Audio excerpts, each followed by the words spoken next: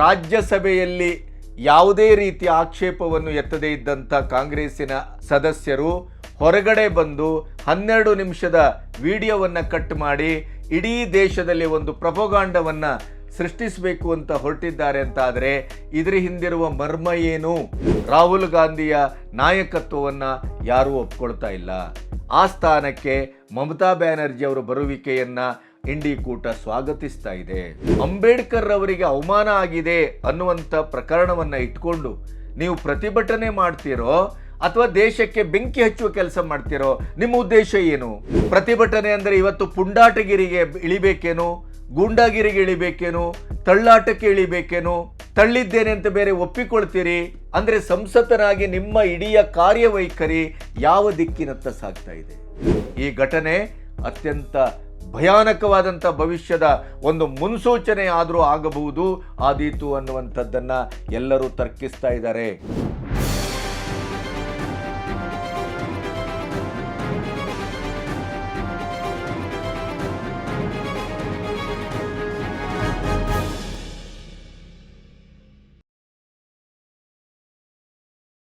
ನಮಸ್ತೆ, B Ganapati news ಚಾನಲ್ಗೆ ಸ್ವಾಗತ.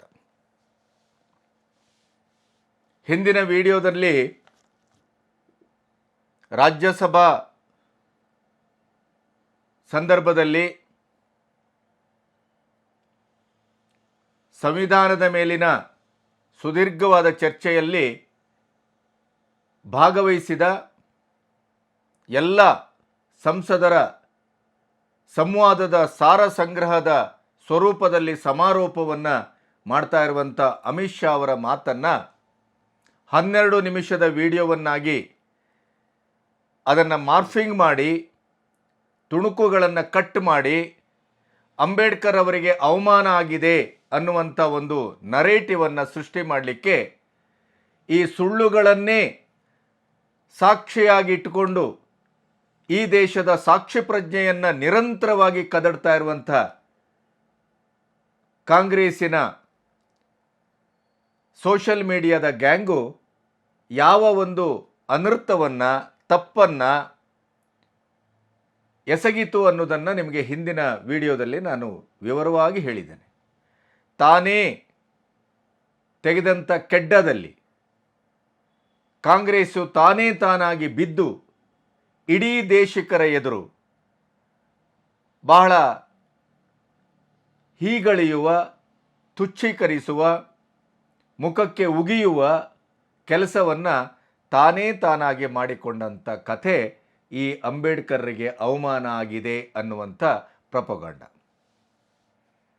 ಇಲ್ಲಿ ಬಹಳ ಮುಖ್ಯವಾದಂಥ ಕೆಲವು ಪಾಯಿಂಟ್ಗಳನ್ನು ನಿಮ್ಮೆದುರು ಇಡ್ತಾ ಕಾಂಗ್ರೆಸ್ಸಿನ ವರ್ತನೆ ಎಷ್ಟು ದುಷ್ಟಕಾರಿಯಾಗಿದೆ, ವಿಚ್ಛಿದ್ರಕಾರಿಯಾಗಿದೆ, ದೇಶದ್ರೋಹಿತನದಿಂದ ಕೂಡಿದೆ ಮತ್ತು ದೇಶವಾಸಿಗಳನ್ನು ಎಷ್ಟು ಪ್ರಚೋದನಾತ್ಮಕವಾಗಿ ಹಿಂಸೆಗೆ ಮುಖ ಮಾಡಿ ನಿಲ್ಲಿಸುವಂಥ ಒಂದು ಪ್ರಯತ್ನವನ್ನು ಹೇಗೆ ನಿರಂತರವಾಗಿ ಮಾಡ್ತಾ ಬಂದಿದೆ, ಅದು ರಾಹುಲ್ ಗಾಂಧಿಯವರ ನೇತೃತ್ವದಲ್ಲಿ ಅನ್ನೋದನ್ನು ನಿಮಗೆ ನಾನು ಮುಂದೆ ಹೇಳಬೇಕಾಗಿದೆ. ಅದಕ್ಕೆ ಪೂರ್ವಭಾವಿಯಾಗಿ ಅಮಿತ್ ಶಾ ಅವರು ಅಂಬೇಡ್ಕರ್ ಅವರಿಗೆ ಅವಮಾನ ಮಾಡಿದ್ದಾರೆ. ಅದಕ್ಕೆ ನಿನ್ನೆ ಅವರು ವಿಡಿಯೋವನ್ನು ಬಿಟ್ಟರು. ಆ ನಂತರ ಮೊನ್ನೆ ವಿಡಿಯೋವನ್ನು ಬಿಟ್ಟರು, ನಿನ್ನೆ ಅದಕ್ಕೆ ಪ್ರತಿಭಟನೆ, ದೇಶದೆಡೆ ಎಲ್ಲೆಲ್ಲೂ ಪ್ರತಿಭಟನೆಯನ್ನು ಮಾಡ್ತೇವೆ ಅನ್ನುವಂಥ ಒಂದು ಕೂಗನ್ನು ಎಬ್ಬಿಸಿದರು. ಸಂಸತ್ತಿನ ಎದುರು ಪ್ರತಿಭಟನೆಯನ್ನು ಕಾಂಗ್ರೆಸ್ ಸಂಸದರು ನಿನ್ನೆ ಹಮ್ಮಿಕೊಂಡಿದ್ದರು. ಅಲ್ಲಿ ಏನಾಯಿತು, ಯಾವ ಮಾರಾಮಾರಿ ಆಯಿತು, ಅದನ್ನು ಬೇರೆ ಬೇರೆ ರೀತಿಯಲ್ಲಿ NDA ಸರ್ಕಾರದ ಸಂಸದರು ಗೂಂಡಾಗಿರಿ ಅಂತಲೂ ಭಾಷೆಯನ್ನು ಬಳಸಿದ್ದಾರೆ. ತಳ್ಳಾಟ, ನೂಕಾಟ. BJP ಇಬ್ಬರು ಸದಸ್ಯರು, ಮುಖೇಶ್ ಅನ್ನೋರು MP ಪ್ರಜ್ಞೆಯನ್ನು ಕಳ್ಕೊಂಡ್ರು. ಪ್ರತಾಪ್ ಸಿಂಗ್ ಸಾರಂಗಿ ಸಾತ್ವಿಕವಾದಂಥ ವಯೋವೃದ್ಧರು, ಜ್ಞಾನವೃದ್ಧರು, ಸನಾತನಿಗಳು. ಇವರು ಸಂಸತ್ ಭವನದ ಮೆಟ್ಟಲಿಂದ ಕೆಳಗೆ ಬಿದ್ದು ತಲೆಗೆ ಪೆಟ್ಟಾಗಿ ಕಣ್ಣಿನ ಭಾಗದಲ್ಲಿ ಛಿದ್ರಗೊಂಡು ರಕ್ತಸ್ರಾವವಾಗಿ ಆಸ್ಪತ್ರೆಯನ್ನು ಸೇರಿದರು. ಇದು ಅತ್ಯಂತ ದಿಢೀರಾಗಿ ನಡೆದಂಥ ಘಟನೆ. ಸಮಾಜವಾದಿ ಪಕ್ಷ ಕೂಡ ಅಲ್ಲಿ ಪ್ರತಿಭಟನೆ ಮಾಡ್ತಾ ಇತ್ತು. ಆ ಸಂದರ್ಭದಲ್ಲಿ ಏನೂ ಆಗಿಲ್ಲ. ಕಾಂಗ್ರೆಸ್ಸು ಸಂಸತ್ ಭವನದತ್ತ ಬರ್ತಾ ಇರುವಾಗ ಇದೇ ಸುಳ್ಳನ್ನು ನೆರೇಟಿವ್ ಆಗಿ ಸೃಷ್ಟಿಸ್ತಾ ಇರುವಂಥ ಅಮಿತ್ ಶಾ ಅವರ ಭಾಷಣವನ್ನು ತಿರುಚಿದ, ದೇಶದ ಜನರಿಗೆ ತಪ್ಪು ಸಂದೇಶವನ್ನು ಕೊಡಲಿಕ್ಕೆ ಅಂತಲೇ ಅವರ ಭಾಷಣದ ತುಣುಕನ್ನು ಕಟ್ ಆ್ಯಂಡ್ ಪೇಸ್ಟ್ ಮಾಡಿ 12 ನಿಮಿಷದ ವಿಡಿಯೋವನ್ನು ಬಿಟ್ಟಂಥ ಈ ಒಂದು ದುಷ್ಟ ಕೆಲಸಕ್ಕೆ, ಸುಳ್ಳಿನ ಕಂತೆಗೆ ಪ್ರತಿಯಾಗಿ BJP ಸಂಸದರು ಕೂಡ ಸಂಸತ್ ಭವನದ ಎದುರು ಕಾಂಗ್ರೆಸ್ಸಿನ ವಿರುದ್ಧವಾಗಿ ಪ್ರತಿಭಟಿಸ್ತಾ ಇದ್ರು. ಇಬ್ಬರೂ ಪ್ರತಿಭಟನೆ ಮುಖಾಮುಖಿ ಆಗತ್ತೆ, ಮಾತುಕತೆ ಆಗತ್ತೆ, ತಳ್ಳಾಟ ನಡೆತ್ತದೆ. ಅಲ್ಲಿ ಇಬ್ಬರು BJPಯ ಸಂಸದರಿಗೆ ಮಾರಣಾಂತಿಕವಾದ ಒಂದು ಪೆಟ್ಟು ತಗಲ್ತದೆ. ಅವರನ್ನು ತಕ್ಷಣ ಅಲ್ಲಿನ BJP ಸದಸ್ಯರು ಅವರನ್ನು ಶುಶ್ರೂಷೆಗೈತಾರೆ. ಅಲ್ಲಿ ಕಣ್ಣಿನ ಪಕ್ಕದಲ್ಲಿ ತಲೆ ಒಡೆದು ರಕ್ತಸ್ರಾವ ಆಗ್ತಾ ಇರುವಂಥ ಹಿರಿಯ ಸಾರಂಗಿ ಅವರನ್ನು ಅಲ್ಲೇ ತಕ್ಷಣ ಫಸ್ಟ್ ಏಡ್ನ ರೀತಿಯಲ್ಲಿ ಬಟ್ಟೆಯನ್ನು ಹಿಡಿದು ಅವರನ್ನು ಆಸ್ಪತ್ರೆಗೆ ಸಾಗಿಸಲಾಗ್ತದೆ.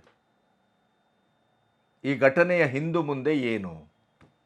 ಈ ಘಟನೆ ಯಾಕೆ ಆಯಿತು? ಈ ಘಟನೆಯ ಹಿಂದಿರುವಂಥ ಸತ್ಯ ಏನು? ಇವನ್ನೆಲ್ಲವನ್ನು ಇವತ್ತು ವಿವರವಾಗಿ ವಿತ್ ವಿಡಿಯೋ ಸಾಕ್ಷಿ ಸಮೇತ ನಿಮ್ಮೆದುರು ಇಡುವ ಪ್ರಯತ್ನವನ್ನು ಮಾಡ್ತೇನೆ. ಮೊದಲಾಗಿ, ಅಂಬೇಡ್ಕರ್ರ ಅವಮಾನ ಅಮಿತ್ ಶಾ ಅವರ ಭಾಷಣದಿಂದ ಆಗಿದೆ ಅಂತ ಆದರೆ, ರಾಜ್ಯಸಭೆಯಲ್ಲಿ ಖರ್ಗೆ ಅವರಿದ್ದರು, ಜಯರಾಮ್ ರಮೇಶ್ ಇದ್ದರು, ಮಣಿಶಂಕರ್ ಅಯ್ಯರ್ ಅಂಥವರಿದ್ದರು, ಕಾಂಗ್ರೆಸ್ಸಿನ ಬಹುತೇಕ ಸದಸ್ಯರಲ್ಲಿದ್ದರು. ಆದರೆ ಅಲ್ಲಿ ತುಟಿ ಒಡೆಯಲಿಲ್ಲ. ಅಲ್ಲಿ ಅಂಬೇಡ್ಕರ್ರಿಗೆ ಅನ್ಯಾಯವಾಗಿದೆ ಅನ್ನೋದನ್ನು ಯಾವುದೇ ರೀತಿಯಲ್ಲೂ ಪ್ರತಿಭಟಿಸುವ ಕೆಲಸವನ್ನು ಮಾಡಿಲ್ಲ, ಆಕ್ಷೇಪವನ್ನು ಎತ್ತಲಿಲ್ಲ. ಇಡೀ ಅವರ ಭಾಷಣದ ಲೈವನ್ನು ದೇಶ ನೋಡಿದೆ, ಸ್ವತಃ ನಾನು ನೋಡಿದ್ದೇನೆ. ಮಧ್ಯ ಮಧ್ಯದಲ್ಲಿ ಬೇರೆ ಬೇರೆ ನೆಹರುವಿನ ವಿಚಾರ ಬಂದಾಗ ಖರ್ಗೆ ಅವರು, ಜಯರಾಮ್ ರಮೇಶ್ ಇತ್ಯಾದಿ ಬಾಯಿ ಹಾಕ್ಲಿಕ್ಕೆ ಬಂದಾಗ ಅಮಿತ್ ಶಾ ಅವರು ವಾರ್ನ್ ಮಾಡಿದರು.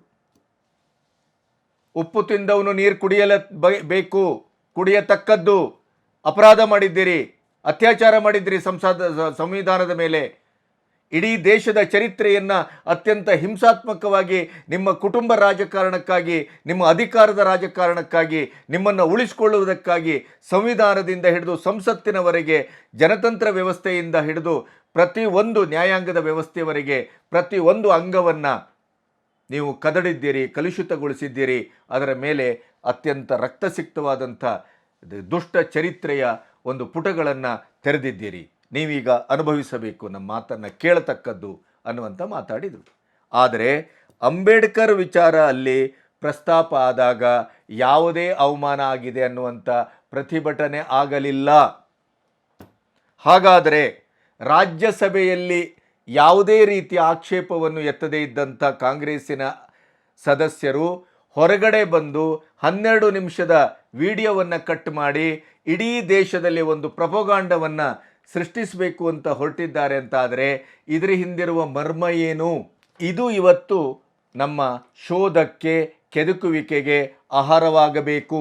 ಅದರ ಮುಂದುವರಿದ ಭಾಗವೇ ನಿನ್ನೆ ನಡೆದಂಥ ಸಂಸತ್ತಿನ ಎದುರಿನ ಈ ಘಟನೆ ಮತ್ತು BJP ಸದಸ್ಯರ ತಲೆಯೊಡೆಯುವಂಥ ಕೆಲಸ. ಹಾಗಾದರೆ ಯಾಕಾಗ್ತಾ ಇದೆ ಇದು? ಇದರ ಹಿಂದಿರುವಂಥದ್ದು ಬಹಳ ಸ್ಪಷ್ಟ.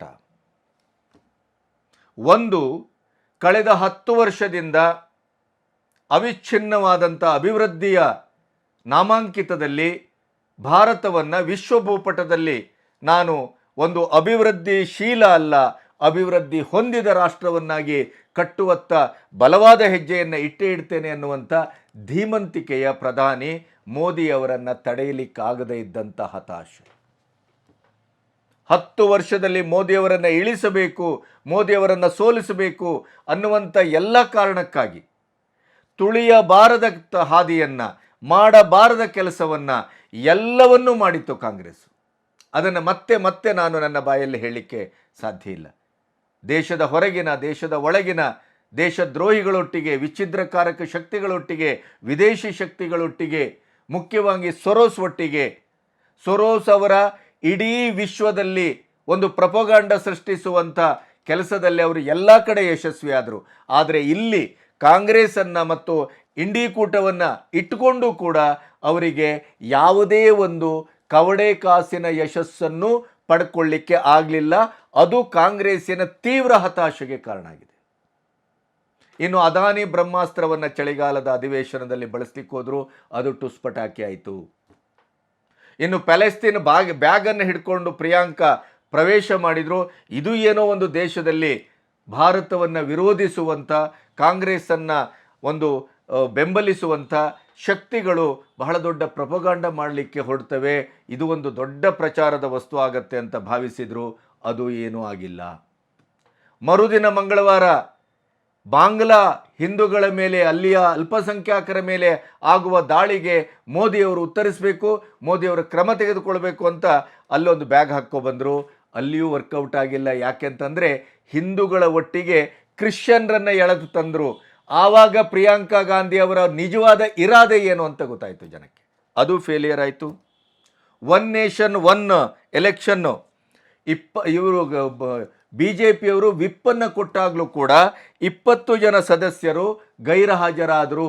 ಆದರೂ ವಿದ್ಯುನ್ಮಾನದ ಮೂಲಕ ಮತ ಎಣಿಕೆಗೆ ಹಾಕಿದಾಗ ಈ ಪರವಾಗಿ 269, ವಿರುದ್ಧವಾಗಿ 198 ಬಂತು.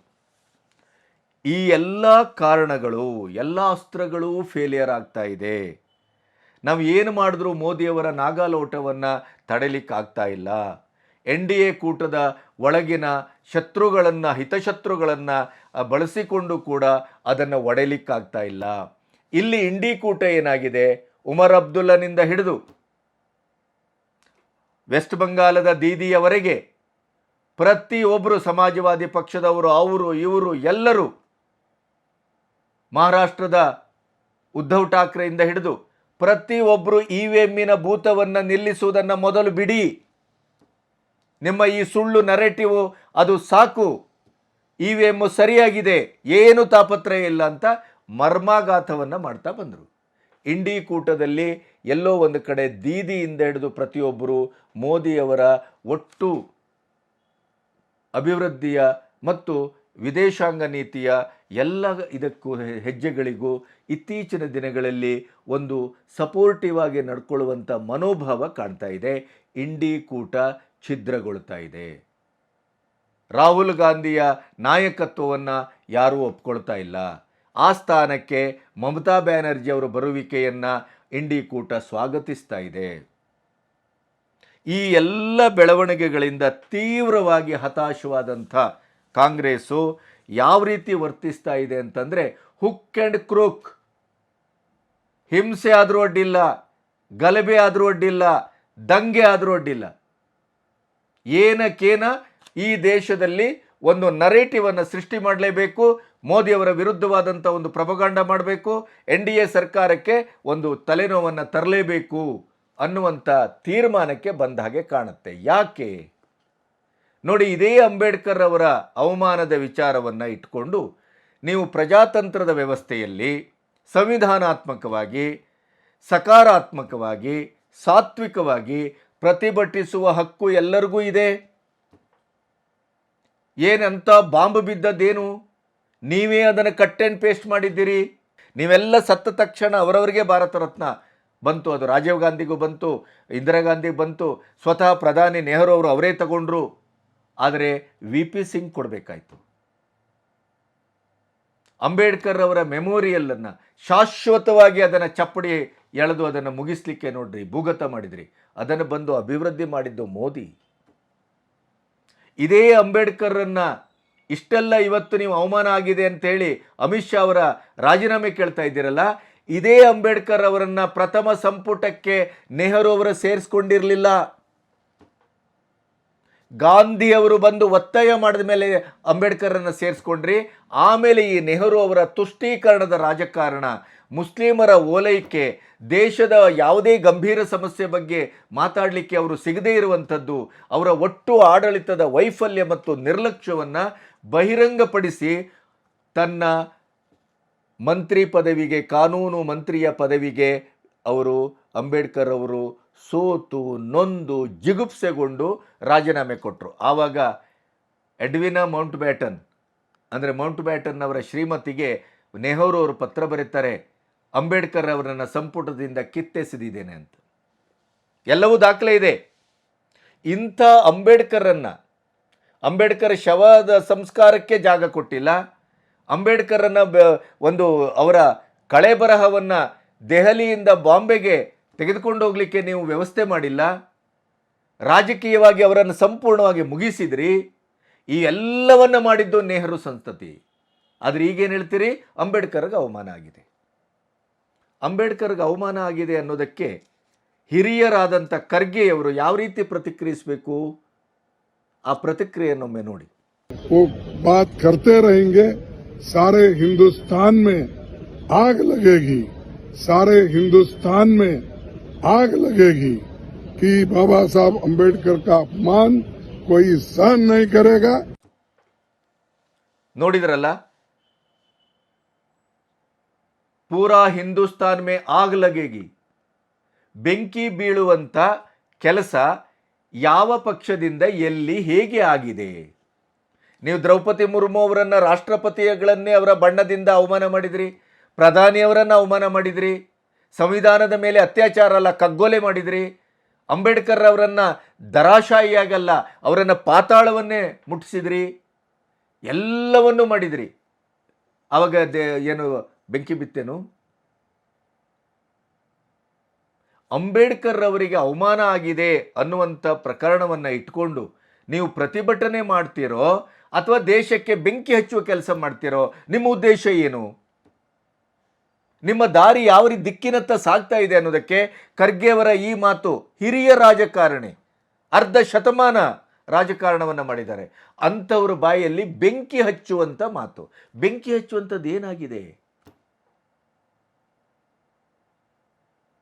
2007-8ರಲ್ಲಿ 26/11 ತಾಜ್ ಹೋಟೆಲ್ ಮೇಲೆ ನೇರ ಪಾಕಿಸ್ತಾನದ ISI, ಪಾಕಿಸ್ತಾನದ ಸರ್ಕಾರ, ಪಾಕಿಸ್ತಾನದ ಭಯೋತ್ಪಾದಕ ಸಂಘಟನೆ ನೇರ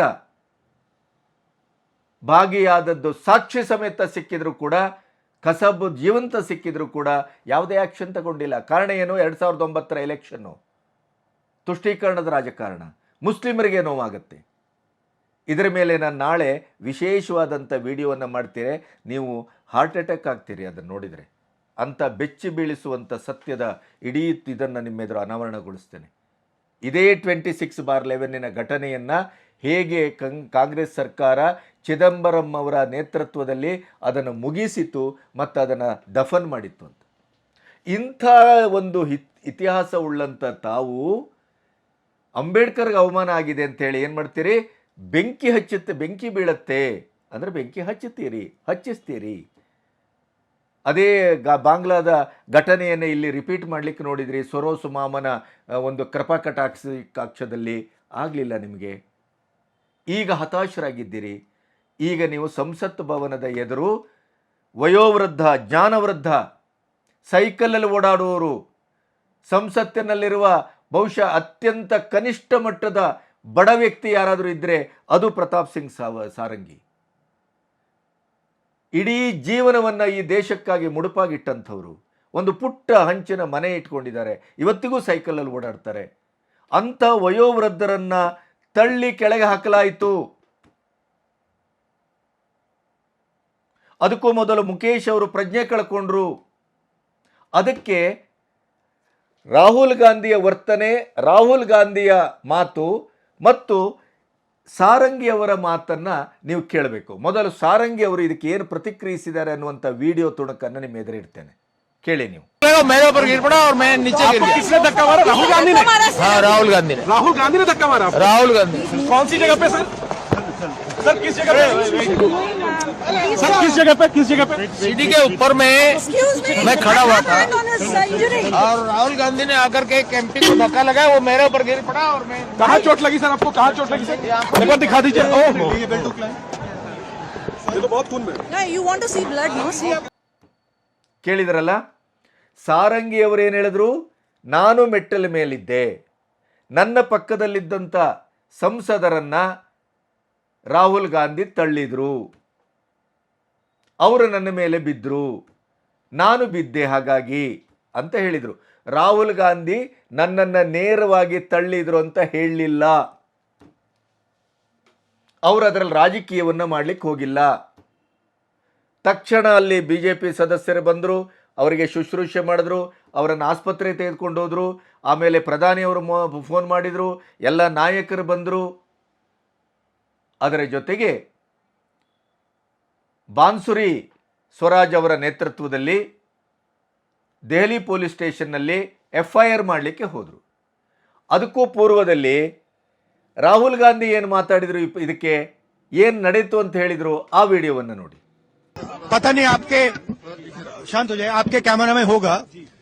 ये पार्लियामेंट की एंट्रेंस है, इसमें मैं अंदर जाने की कोशिश कर रहा था तो बीजेपी के MP जो थे वो मुझे ऐसे रोकने की कोशिश कर रहे थे, धकेल रहे थे और मुझे धमका रहे थे, तो वो हुआ है बस।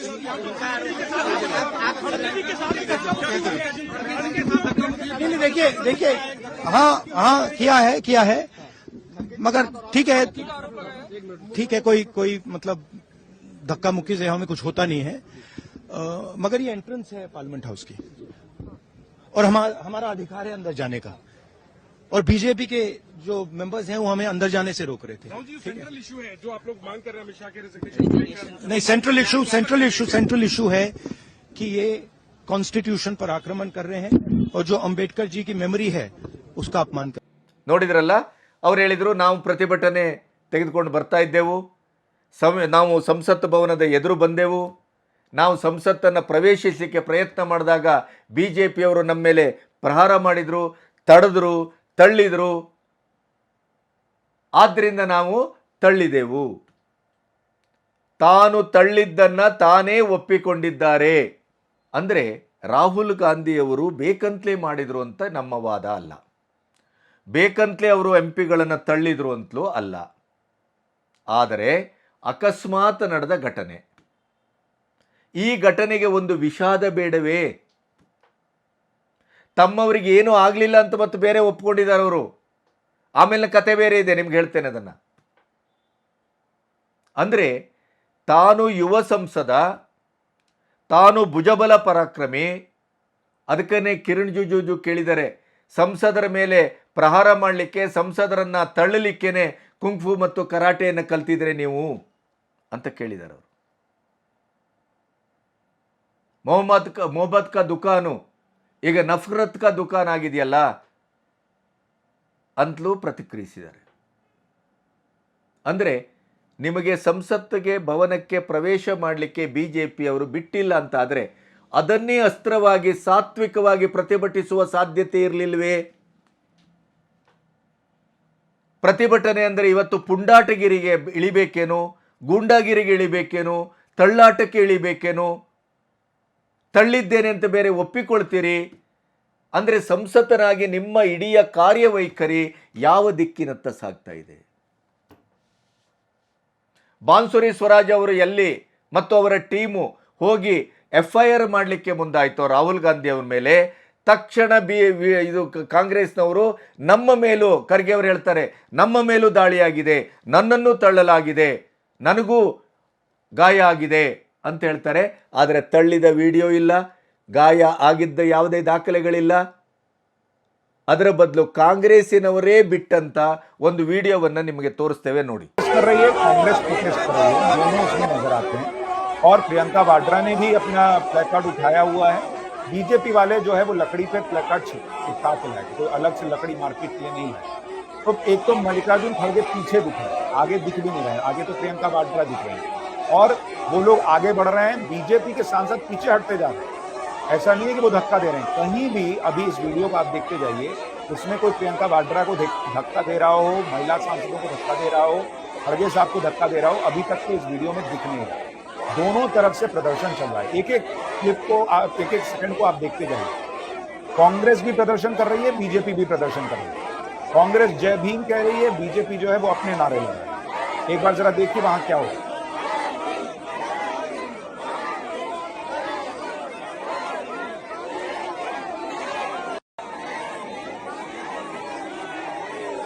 अब यहां पे अगर आप देखेंगे, मल्लिकार्जुन खड़गे कह रहे हैं कि पीछे हटो, लेकिन यहां पर भी मल्लिकार्जुन खड़गे थोड़ा पीछे दिख रहे हैं। मल्लिकार्जुन खड़गे को कोई धक्का देता हुआ दिख नहीं रहा, नारेबाजी चल रही है दोनों तरफ से, और ये कांग्रेस ने वीडियो रखा है, इसलिए ये नहीं कि भाई कोई ऐसे उन्होंने इसे सबूत के तौर पे पेश किया है। तो इस वीडियो में तो मल्लिकार्जुन खड़गे के साथ बदसलूकी हो रही है, ऐसा तो दिख नहीं रहा, ना किसी महिला सांसद को धक्का देते हुआ कोई भी दिख रहा है। आप देखिए तस्वीर। हाँ, ये जरूर है कि दोनों पक्ष जो है आमने सामने खड़े हैं, और वहां पर एक स्थिति ऐसी बन गई है कि भाई दोनों तरफ से रास्ता ब्लॉक हो गया। ಅಲ್ಲಿ ನೀವು ಗಮನಿಸ್ತಾ ಇದ್ದೀರಿ, ಇಬ್ಬರದ್ದು ಪ್ರೊಸೆಷನ್ ಬರ್ತಾ ಇದೆ, ಇಬ್ಬರು ಒಟ್ಟಾಗ್ತಾರೆ, ಮಾತುಕತೆ ಏನೇನೋ ನಡೀತಾ ಇದೆ. ಆದರೆ ಎಲ್ಲರೂ ಖರ್ಗೆ ಅವರು ಅತ್ಯಂತ ಹಿಂದೆ ಇದ್ದಾರೆ. ಪ್ರಿಯಾಂಕಾ ಗಾಂಧಿ ವಾದ್ರಾ ಅವರು ಕೈಯಲ್ಲೊಂದು ಪ್ಲೇ ಕಾರ್ಡನ್ನು ಹಿಡ್ಕೊಂಡಿದ್ದಾರೆ. BJPಯವರೆಲ್ಲ ಒಂದು ಕಟ್ಟಿಗೆ ತುಂಡಿಗೆ ಪ್ಲೇ ಕಾರ್ಡನ್ನು ಹಿಡ್ಕೊಂಡು ಎತ್ತರದಲ್ಲಿ ಹಿಡಿದಿದ್ದಾರೆ. ಈ ಥರ ಕಾಣ್ತಾ ಇದೆಯೇ ಹೊರತು ತಳ್ಳಾಟ ಆದದ್ದಾಗಲಿ ಖರ್ಗೆ ಅವರ ಮೇಲೆ ಯಾರಾದರೂ ಮುಗಿಬಿದ್ದದ್ದಾಗಲಿ ಏನೂ ಆ ವಿಡಿಯೋದಲ್ಲಿ ಕಾಣಿಸ್ತಾ ಇಲ್ಲ. ಆದರೆ ಅದೇ ವಿಡಿಯೋವನ್ನು ಬಿಟ್ಟು ನಮ್ಮನ್ನು ತಳ್ಳಿದ್ರು, ನಮಗೂ ಪೆಟ್ಟಾಗಿದೆ ಅಂತ ಹೇಳಿ ಇವರು ಅಲ್ಲಿ FIR ಆದಮೇಲೆ ಮೊದಲು ರಾಹುಲ್ ಗಾಂಧಿ ನೀವು ಮಾತನ್ನು ನಿಮಗೆ ತೋರಿಸಿದ್ದೇವೆ, ಅವರ ಘಟನೆಯ ಬಗ್ಗೆ ಏನು ಹೇಳಿದ್ದಾರೆ ಅನ್ನೋದನ್ನು ತೋರಿಸಿದ್ದೇವೆ. ಉದ್ದಟತನ ಮತ್ತು ಒಂದು ರೀತಿಯ ದರ್ಪ, ದುರಂಕಾರ, ತಳ್ಳಾಟ ಆಗೋದೆಲ್ಲ ಮಾಮೂಲಿ. ಅಂದರೆ ಅಲ್ಲಿ ಬಿದ್ದವರು ಒಬ್ಬ ವಯೋವೃದ್ಧರು, ಜ್ಞಾನವೃದ್ಧರು, ಹಿರಿಯರು. ಮುಖೇಶ್ ಅವರಿಗೆ ಪ್ರಜ್ಞೆ ಕಳ್ಕೊಂಡಿದ್ದಾರೆ, ಆಸ್ಪತ್ರೆಗೆ ಕರ್ಕೊಂಡೋಗಿ ಸೇರಿಸಲಾಗಿದೆ.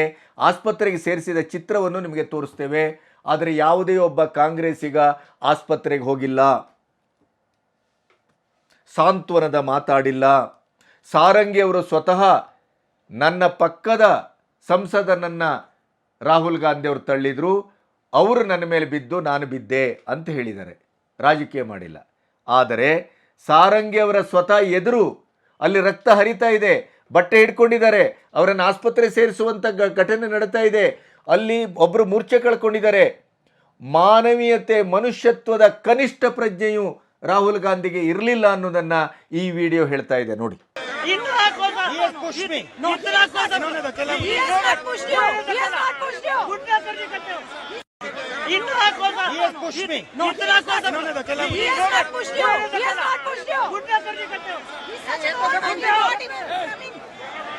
He's not the way. Give me a glass.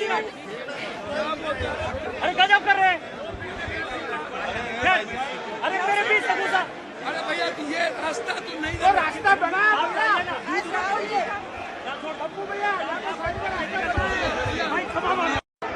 ನೋಡಿದ್ರಲ್ಲ, ಸಾರಂಗಿ ಅವರೇನು ಹೇಳಿದರು, ನನ್ನನ್ನು ನೇರವಾಗಿ ರಾಹುಲ್ ಗಾಂಧಿ ತಳ್ಳಿದ್ದಾರೆ ಅಂತ ಅವರು ಆಕ್ಷೇಪ ಮಾಡಿಲ್ಲ, ಅವರು ರಾಜಕೀಯ ಮಾಡಿಲ್ಲ.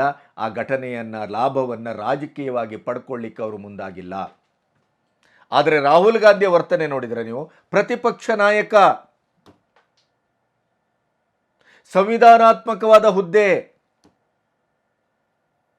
56 ವರ್ಷ ಆಳದಂಥ ಗಾಂಧಿ ಕುಟುಂಬದ ಒಂದು ಕುಡಿ ತಲೆಮಾರು, ಅದು ಹೇಗೆ ವರ್ತಿಸಬೇಕಾಗಿತ್ತು? ತಳ್ಳಾಟ ಆಯಿತು, ಗಲಾಟೆ ಆಯಿತು, ಅದು BJPಯವ್ರ ತಪ್ಪೋ ಕಾಂಗ್ರೆಸ್ನವ್ರ ತಪ್ಪೋ, ಅದು ಏನಾದರೂ ಹಾಳಾಗೋಗ್ಲಿ, ಅಲ್ಲಿ ಒಬ್ಬ ವಯೋವೃದ್ಧ ರಕ್ತ ಸುರಿತಾ ಇದೆ, ಅವರು ನನಗೆ ತಳ್ಳಿದ್ರು ಅಂತ ಹೇಳಿ ಅವರಿಗೆ ನೀವು ಹೇಗಿದ್ದೀರಿ, ಏನಾಯಿತು, ಏನೋ ಗಲಾಟೆ ಆಗೋಗಿದೆ ಅಥವಾ ಏನೋ ಆಗಬಾರ್ದಾಗೋಗಿದೆ, ಏನೂ ಬೇಸರ ಮಾಡ್ಕೋಬೇಡಿ. ಒಂದು ಮಾನವೀಯತೆಯ ಸಹಜವಾದಂಥ ಜೀವನದ ಸಹಜವಾದಂಥ ಒಂದು ನಡೆಯನ್ನು ಕೂಡ ತೋರಿಸದೇ ಇದ್ದಂಥ ರಾಹುಲ್ ಗಾಂಧಿಯ ಈ ವರ್ತನೆ ಇಡೀ ದೇಶದಲ್ಲಿ ಆಕ್ರೋಶವನ್ನು ಹುಟ್ಟಾಕಿದೆ.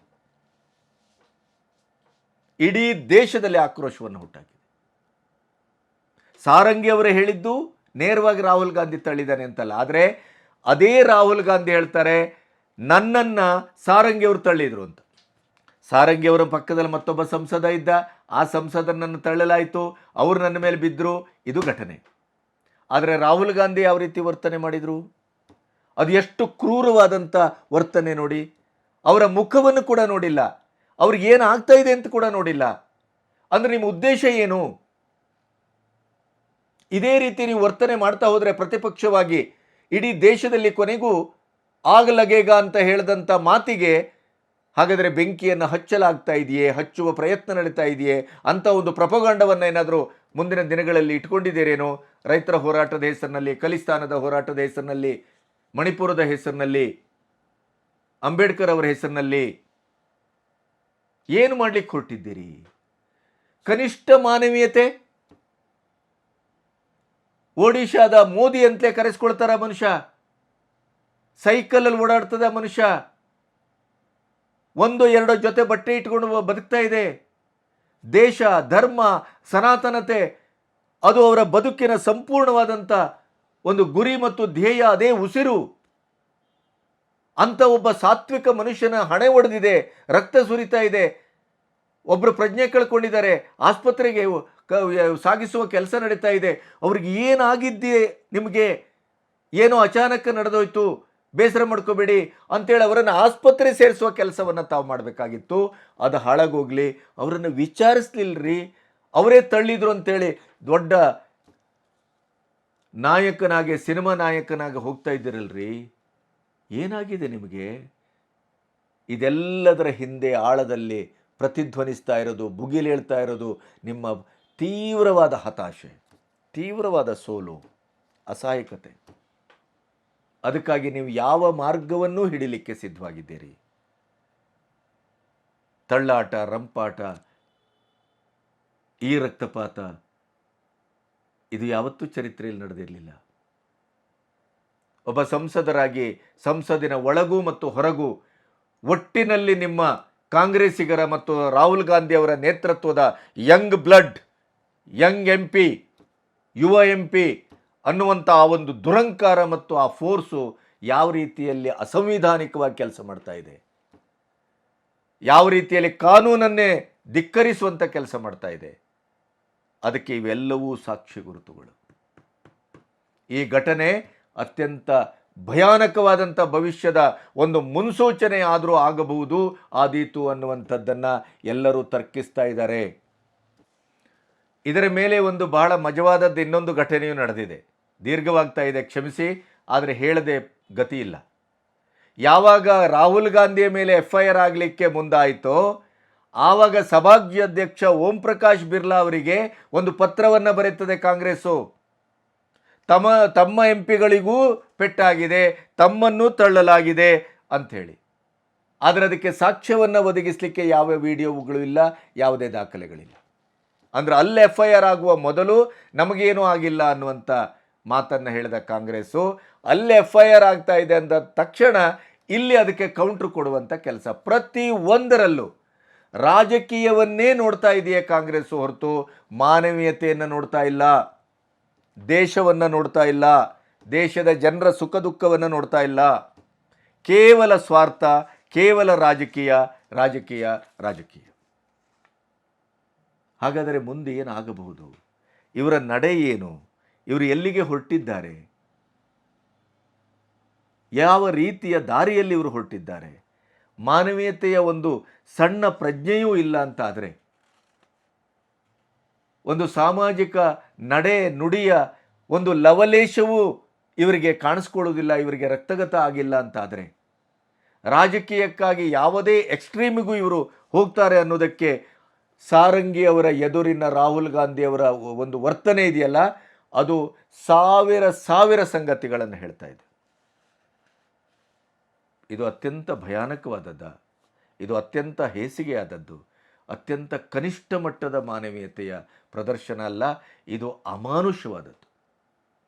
ಅಂದರೆ ಹತಾಶ ಕಾಂಗ್ರೆಸ್ಸು ಸೋಲಿನ ಜಳದಲ್ಲಿ ಪ್ರತಿಯೊಂದು ತಾವೇ ಸೃಜಿಸುವ ಅಸ್ತ್ರಗಳೆಲ್ಲವೂ ತಮಗೆ ವಾಪಸ್ ಬಂದು ಬೀಳ್ತಾ ಇರೋದನ್ನು ನೋಡಿ ಅವರು ಎಷ್ಟು ತಳಮಟ್ಟದಲ್ಲಿ ತಲ್ಲಣಗೊಂಡಿದ್ದಾರೆ ಅಂತಂದರೆ, ಅವರು ಎಷ್ಟು ತರಗುಟ್ಟು ಹೋಗಿದ್ದಾರೆ, ಪತ್ರಗುಟ್ಟು ಹೋಗಿದ್ದಾರೆ ಮೋದಿಯವರ ಇಡೀ ಧೀಮಂತಿಯ ಒಂದು ಆಡಳಿತ ಮತ್ತು ಅವರ ನಡೆಯಲ್ಲಿ ಅಂತಂದರೆ, ಪ್ರತಿ ಒಂದು ಕಡೆ ಹಿಂಸೆಯನ್ನು ಆಹ್ವಾನಿಸ್ತಾ ಇದ್ದಾರೆ, ಪ್ರತಿ ಒಂದು ಕಡೆ ಹಿಂಸಾತ್ಮಕವಾಗಿ ನಡವಳಿಕೆಯನ್ನು ಮಾಡಲಿಕ್ಕೆ ತರಾತುರಿಯಲ್ಲಿ ಮುಂದಾಗ್ತಾ ಇದ್ದಾರೆ. ಇದರ ಒಟ್ಟು ಭವಿಷ್ಯ ಇದೆಯಲ್ಲ, ಇದು ಅತ್ಯಂತ ಭಯಾನಕವಾಗಿದೆ.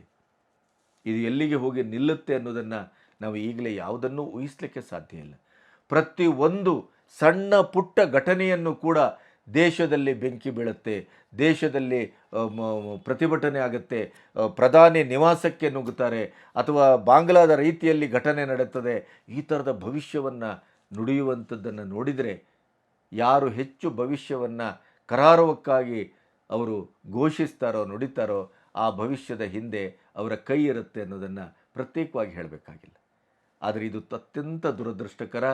ಪ್ರಜಾಪ್ರಭುತ್ವದ ಜನತಂತ್ರ ವ್ಯವಸ್ಥೆಯ ಸಂವಿಧಾನದ ರಕ್ಷಣೆಯ ಹೆಸರಿನಲ್ಲಿ ನಡೆಸ್ತಾ ಇರುವಂಥ ಈ ಕಾಂಗ್ರೆಸ್ಸಿಗರ ಈ ಉಪಟಳ, ಈ ಗೂಂಡಾಗಿರಿ, ಈ ದುಷ್ಟ ಮತ್ತು ದರ್ಪದ ಈ ನಡವಳಿಕೆ, ಮಾನವೀಯತೆಗೆ ತಿಲಾಂಜಲಿ ಇಡುವಂಥ ಈ ಒಂದು ವರ್ತನೆ, ಇದು ಅತ್ಯಂತ ಅಕ್ಷಮ್ಯ, ಅತ್ಯಂತ ಭಯಾನಕ ಮತ್ತು ಭೀಭತ್ಸ ಕೂಡ. ಇದು ಮುಂದಿನ ದಿನಗಳಲ್ಲಿ ಯಾವ ಎಕ್ಸ್ಟ್ರೀಮಿಗೆ ಹೋಗುತ್ತೆ ಇದು ಅನ್ನೋದನ್ನು ನಿರೀಕ್ಷೆ ಮಾಡಲಿಕ್ಕೂ ಸಾಧ್ಯ ಇಲ್ಲ. ನಮಸ್ತೆ.